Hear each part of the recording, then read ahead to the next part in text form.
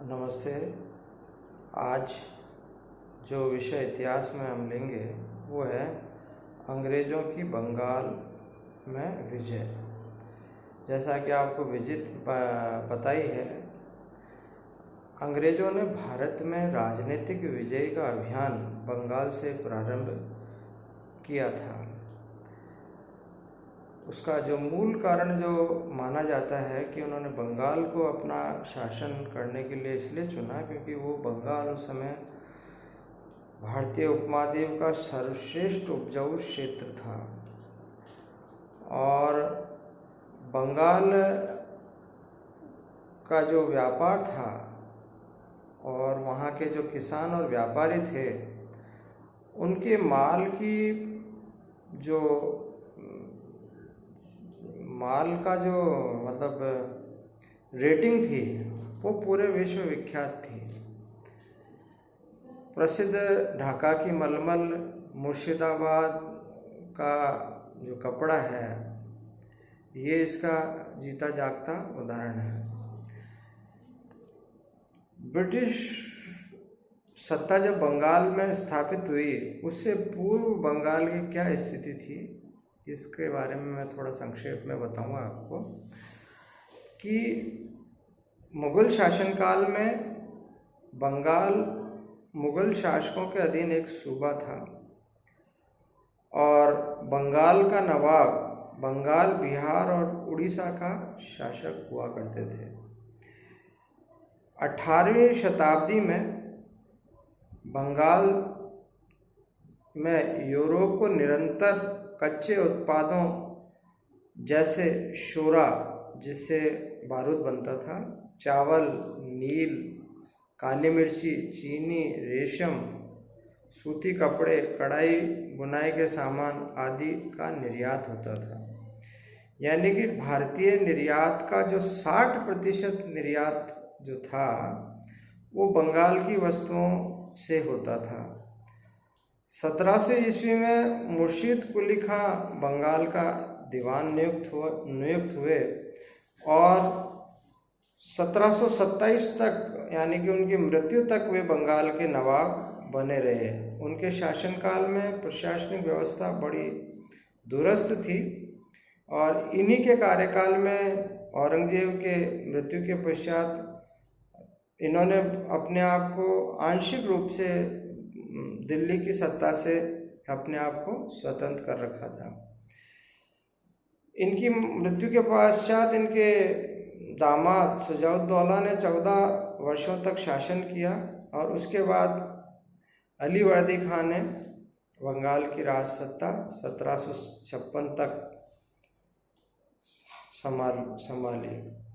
बंगाल में समृद्धि के अनेक कारण थे और जो मुख्य कारण माने जाते हैं कि जहां शेष भारत में सीमावर्ती क्षेत्रों में युद्ध हो रहे थे, मराठा आक्रमण और जाट विद्रोह केंद्रीय सत्ता झेल रही थी। उत्तरी भारत में नादिर शाह और अहमद शाह अब्दाली जैसे आक्रमणकारियों ने विनाश लीला रच रखी थी। ऐसे में बंगाल अपने आप में शांत और एक तरह से अलग थलग था। तो इस दौरान जहां उत्तर भारत में सारी सत्ता को लेकर संघर्ष था, बंगाल में पूर्णतः शांति थी और इस काल में बंगाल के विदेशी व्यापार में उल्लेखनीय प्रगति हुई। बंगाल का निर्यात 1706 से 1756 में 6.5 करोड़ रुपए की चांदी इस दौरान इसने अर्जित की और 2.5 करोड़ रुपए आदि के इसके द्वारा सौदे किए गए। फर्रुखशियाह ने 1717 में अंग्रेज कंपनी को जो विशेषाधिकार दिया था, उससे बंगाल प्रांत का प्रशासन बेहद नाराज था क्योंकि इससे राजकोष को बहुत हानि हो रही थी और अंग्रेज व्यापारी अपने लाभ के दृष्टिकोण से ही कार्य कर रहे थे और इसी विशेषाधिकार को लेकर बंगाल के नवाब और अंग्रेजों के में काफ़ी मतभेद थे। 1757 से 1765 की अल्पावधि के बीच शक्ति का स्थानांतरण धीरे धीरे बंगाल के नवाबों से अंग्रेजों को होने लगा। जैसा कि अंग्रेजों ने बंगाल के नवाबों को होने लगा जैसा कि बंगाल के नवाबों को 2 निर्णायक युद्ध में पराजित कर दिया गया था। 1765 में पूर्णतः अंग्रेजों ने अपनी सत्ता स्थापित कर ली, यानी कि 1757 में प्लासी का युद्ध और 1764 में बक्सर का जो युद्ध है, ये अंग्रेजी इतिहास में और आधुनिक भारतीय इतिहास में निर्णायक युद्ध माने जाते हैं, क्योंकि इन युद्धों के पश्चात राजनीतिक सत्ता के साथ साथ जमीनी क्षेत्र पर अंग्रेजों को शासन करने का मौका मिल गया था और उसके बाद यहाँ से उन्होंने धीरे धीरे अपने शासन का प्रसार पूरे भारतीय उपमहाद्वीप में किया।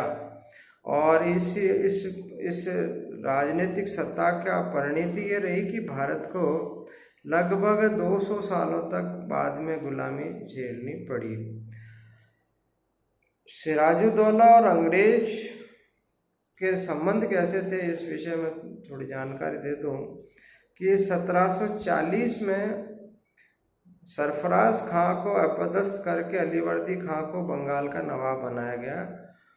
उसका पूरा शासनकाल मराठाओं से युद्ध में बीता। 1756 में उनकी मृत्यु होने के पश्चात, क्योंकि उत्तराधिकार का नियम नहीं था और अलीवर्दी खां के 3 पुत्रियां थी, तो उन तीनों पुत्रियों के बच्चे उत्तराधिकार को लेकर लड़ रहे थे।